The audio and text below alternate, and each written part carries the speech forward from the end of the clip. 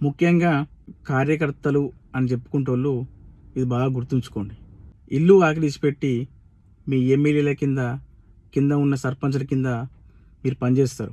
ఎందుకు పనిచేస్తారంటే ఏదో ఒకప్పుడు నన్ను మా ఎమ్మెల్యే మా నాయకుడు నన్ను ఏదో ఒకప్పుడు సెటిల్ చేస్తాడు, నాకేమైనా ఉద్యోగం ఇప్పిస్తాడు, లేకుంటే ఇల్లు కట్టిస్తాడు, లేకుంటే ఎందులో ఒక మనకు అవకాశం ఇస్తారని చెప్పేసి కార్యకర్తలు 1000 కన్నులతో వెయిట్ చేస్తారు. ఆ నాయకుడు ఏం చెప్పినా తూచా తప్పకుండా ఆ పని చేసి పెడతారు. కార్యకర్తలు ఇంట్లో పని చేస్తారో లేదో కానీ అతని నాయకుడు మాత్రం తప్పకుండా పని చేస్తారు. సంవత్సరాలు ఆ నాయకుడి కోసం పనిచేస్తే ఆ నాయకుడు మళ్ళీ ఈ కార్యకర్తలకు ఇచ్చే విలువ ఏంటిది తెలుసా? ఒక బిచ్చగాని కన్నా అద్భుతం చూస్తారు.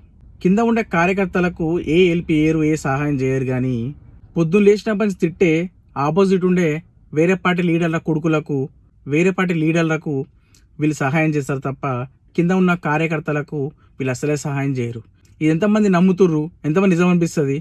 చాలామంది కార్యకర్తలు బయటకు చెప్పుకోలేక చాలామంది ఉన్నారు. ఒక్కొక్క కార్యకర్తల మనసులో ఏముంటుందంటే, నీ అమ్మ ఎన్ని సంవత్సరాల నుంచి నేను కింద ఉంటున్నా, నాకేం చేస్తలేడు, పొద్దు నుంచి పొద్దుదాకా తిడుతూనే ఉంటాడు, వాళ్ళకి గెలిపిస్తుండని చెప్పి కార్యకర్తకు ఉంటుంది.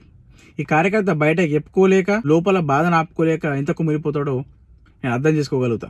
చాలామంది కార్యకర్తలు ఇదే సిచ్యువేషన్లో ఉన్నారు ఇప్పుడు.